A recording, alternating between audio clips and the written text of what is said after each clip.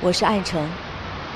过去的8年里，我追问过1323位创新者和投资人，被称为最爱问的闺蜜。带着好奇心，我拜访全副武装的顶级大咖，也面对手无寸铁的创业青年。我知道，比起发问，难的是找到真的答案；比起找到答案，更难的是寻觅答案背后的意义。爱问，天生好奇。西雅特公司历史长达70年之久，在近30年里成为大众集团的一员。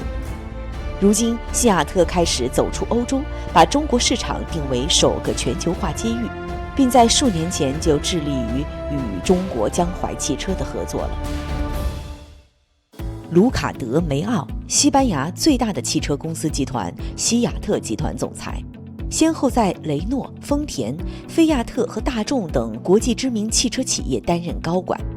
2015年至今担任西雅特集团总裁。除此之外，他还是大众集团西班牙分公司的董事长，也是大众集团在西班牙的最高代表。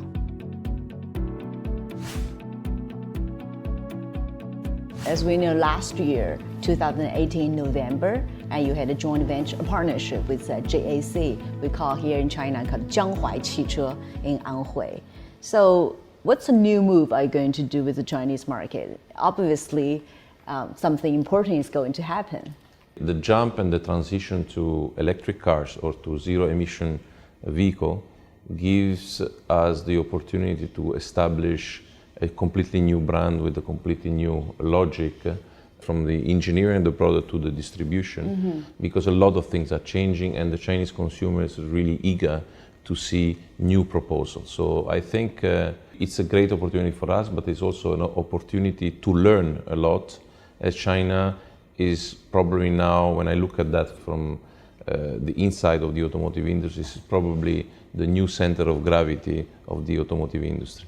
When you say co-develop between the largest automobile company, SEAT from Spain, and JAC here, what kind of different responsibilities will you take?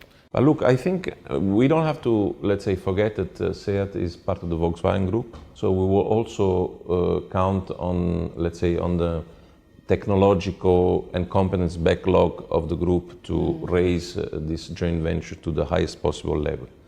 But here we're not talking only about investing on plants, on manufacturing capability.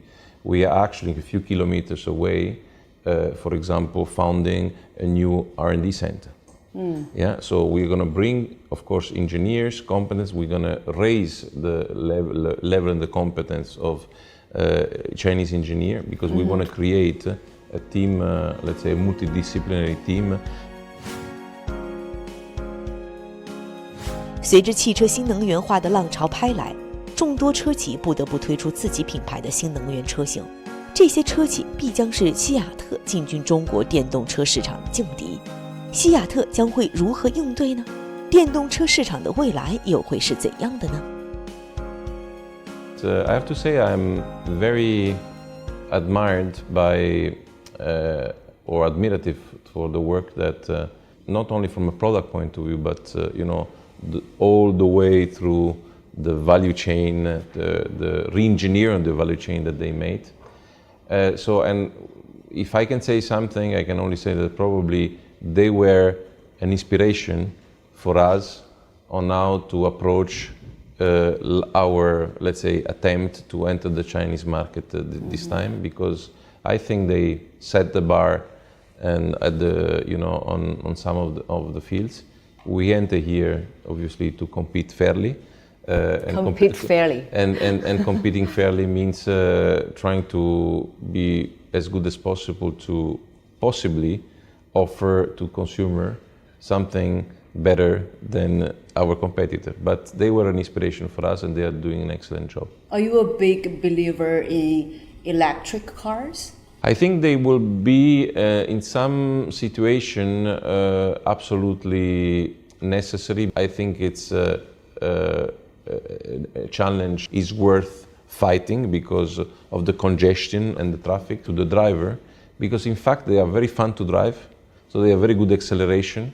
They are not noisy at all, and if infrastructure are there, it can be pretty convenient to have them and relatively cheap to actually use, maintain, and fuel. Already today, China represents 50% of the whole electric market in the passenger car in the world.